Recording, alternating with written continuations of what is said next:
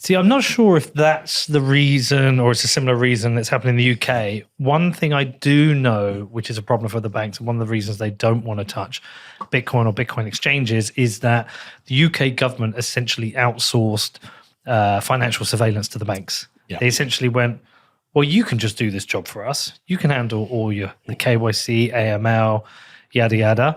And because there have historically been issues with, and we just have to say broad crypto, because even if you regulate Bitcoin as a commodity and crypto as financial products, people are buying them from similar places. So the actual AML, KYC situation is very similar.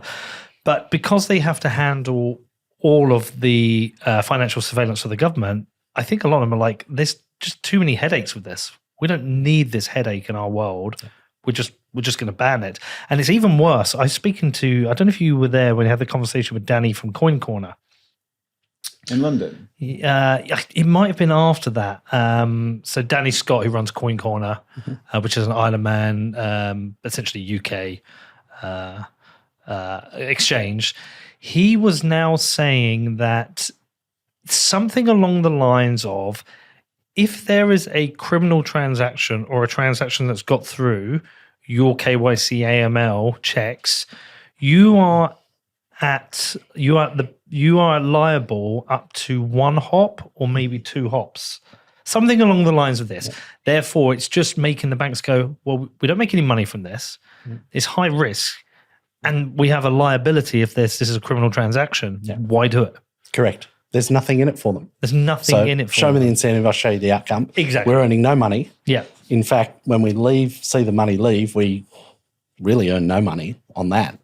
And there's no outcome for us other than liability. So it's really a risk mitigation. Yeah, I don't think it's like this weird conspiracy where the banks have got together and said, you know what, this Bitcoin stuff, this is a threat to us. We need to get together and agree to. No. I think it's purely the incentives, because we do have, like, Revolut are pretty good. Yeah. Revolut said, we're going to be the modern bank. We're going to allow this. And I've had zero issues moving money in and out of exchanges from Revolut.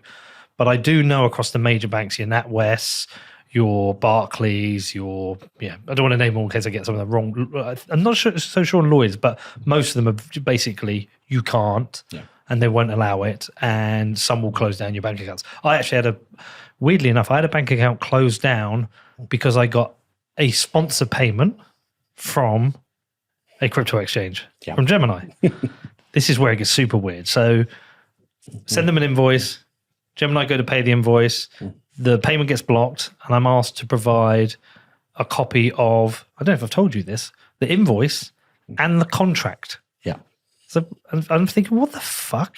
What do you mean you want the contract? So I have to send it. They've seen the contract, and they immediately froze my personal and business accounts, froze my money, and then closed the accounts and said, your money's frozen for this period of time. And I hadn't broken a rule. Their rule said you cannot transfer money to exchanges, but they banned me because I had a relationship with an exchange, which is super weird. Yeah. This is the problem, I think. That's not just a problem with our banking system, but it feels like broader society. That there is an overreach for government at all points. And the thing I love about British law is that there is, you gave us the presumption of innocence until proven guilty. But in that instance and many more, there is not that ability to do that. And I think that is a massive overreach that is a step too far. And this is where, one of the things that excites me about Bitcoin is that, self-sovereignty, that you can have full control and ownership over your movements and what you want to do with it. Now, that's not an endorsement to, flaunt the rules and the rest of it. It's anything but. But, I do like the idea that I don't have to ask anyone what I want to do with my money, because I find it highly intrusive, if not offensive. Well, again, that's what happened to me with Lloyds. Yeah. So I'd been with Lloyds for 25 years, right? I'd had multiple products from them, mortgages, loans, everything paid off. Wasn't in my overdraft. I was a good customer. I get a phone call one day from somebody in a call center, which, by the way, let me dig out this email. This will be interesting for you, Danny, because this backs up what happened to me.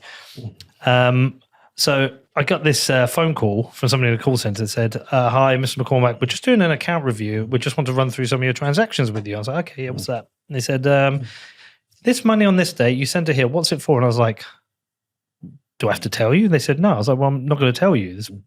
Have I done something wrong? If you're suspicious, should you not call the police? Should you not investigate me? I'm an adult with 2 kids and 3 businesses. I'm okay. I've not complained about this transaction. Anyway, 2 days later, I get a letter in the post, your account's being closed down. Yeah. And my big issue, there's 2 issues with this. Firstly is the fact that they're being nosy. It's like they're asking me private information. Mind your own business. But the second point is, who is this person that I'm sharing this information with? I got this email, Danny. I want to dig it out. I bet I won't find it now. This guy, he was working for a UK bank, and he was working on these, essentially the team that kind of phoned me. I heard your story with Lloyd's. I worked in that team. He said I was a junior. I think he said he was something like in his early 20s, and he was having to make these phone calls, and he was given the authority and responsibility to close down people's accounts. Yeah. And he was a junior. Crazy. Yeah. And it's like, what is going on here? Yeah. We've had similar things here. I've been forwarded from clients. One of our major banks, top 4 bank here, probably similar to Lloyd's in status from an Australian perspective. There were 14 different questions that their banker asked them on a $200,000 transfer to one of our exchanges here. And the transfer wasn't anything out of the ordinary. There were millions of dollars of transfer to this exchange prior, and there was a list of 14 questions. Who is, basically, where is this money going? Who is the intended recipient? What is what is the purpose of this?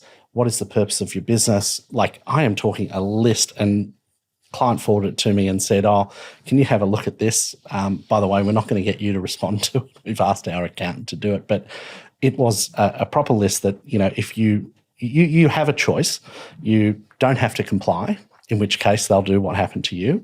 Or alternatively, you have a response which probably takes you close to an hour to answer the questions in full to a fairly meaningless, by way of percentage terms, transaction for this client. So there's an hour of an accountant's time to basically respond to this request. So the overreach is basically across all areas, I think. And yeah. Well, did you hear my interview with Nigel Farage? Yes. Yeah. What did he say? He thinks 1 million bank accounts in the UK have been closed down arbitrarily, which to me is a huge scandal. Yeah. Because it's coercive pressure to comply with fitted. I mean, it kind of feels like, you don't want to say it without sounding like a conspiracy theorist. Correct. But at the same time, you're like, this is kind of quacking like China a little bit. Worse so. Walks like China. At least you know what like the rules are over there, and everyone's really clear on it, but it feels like our rules may be a little more subjective. And I'm not sure if Danny may have shared with you, but in the last week or two, we've had now the banks can filter your social media to determine whether or not they want to continue to provide service to you. Shut the fuck up. I didn't even know that happened. What? Yeah. Well, that's in the throes of coming, and I've got to say that probably is going to be shit canned pretty quickly, I would have thought, because it feels like, reading the room, that is a no-go now, but maybe 12 months ago, that was something that they wanted to institute and the rest of it. And, big companies move very slowly, so it takes just a long time to get through things. But one of the last maybe 2 weeks, I saw something about, I won't mention the major bank, but it's literally one of our top 4 banks suggesting that they can rescind their service to you if they're not happy with how you're presenting yourself socially or on social media. That's so screwed up. Yes. Yeah, it's horrible. I think I would lose my account. I mean, it's weird because, coming into Australia, you're very conscious of the fact that if you have any criminal record, you might not be allowed in the country. They're ironically strict about that, seeing as you're an island of convicts. Correct, right? The whole purpose of this place, Bar Adelaide, was to look after the riffraff from Britain. You were meant to be a safe space for British convicts, but I was really conscious of that. And I was like, and I was thinking it through. I was like, have I ever actually? And I've never been arrested. No. No criminal record. I'm a law-abiding taxpaying citizen, and I constantly feel like I'm guilty of something. Yeah. And I'm like, what is the end goal here? Yeah, I don't know. Just sow that seed of doubt. It feels like that's where we're moving to across all society, and there's some I think some interesting societal things happening in Australia where, we have a National Sorry Day where, What? yeah, a National Sorry Day to apologise to the Indigenous community for how... I mean, it's a weird way of doing it. My cousin, she lives out in Australia, and she's In New Zealand. New Zealand. Sorry, Fiona. Sorry, Fiona. And she's a professor and she studied whatever it is Indigenous communities, Australia, New Zealand, America, South America, and she's rightly discussed and pointed out some of the horrendous treatment to Indigenous communities around the world. But at the same time, National Sorry Day. What's the purpose? I don't know. And this is what without getting political, because it's, don't need that heat. Yeah. I genuinely don't know, but I think obviously it's about awareness. For me personally, I find, given the fact that 20% of our population are first-generation immigrants, okay, what are they sorry for? Like, they just got here off a boat. Like, why should they be saying sorry for the treatment of people who weren't here previously, which, it's tough to do. But at the same time, it's really important to acknowledge that some people have been given a really tough time. So, but you can do that with action rather than words. There is it's just a very fine line. And this is where, if there's a sense of someone who's being a victim in a situation, it's important to appease their concerns. So maybe that is what they wanted. So I'm not sure where we got to on this, but yeah, I do know it's sort of a very strange situation where, like, in my world, I say sorry for things that I've done and I do my very best to make good on it. And if someone asks me to say sorry for something I haven't done, it's very swiftly dealt with a good luck with that. So, but at the same time, we've got this situation where, we want to live in a harmonious community, and it's important that we acknowledge that some people were treated very badly. So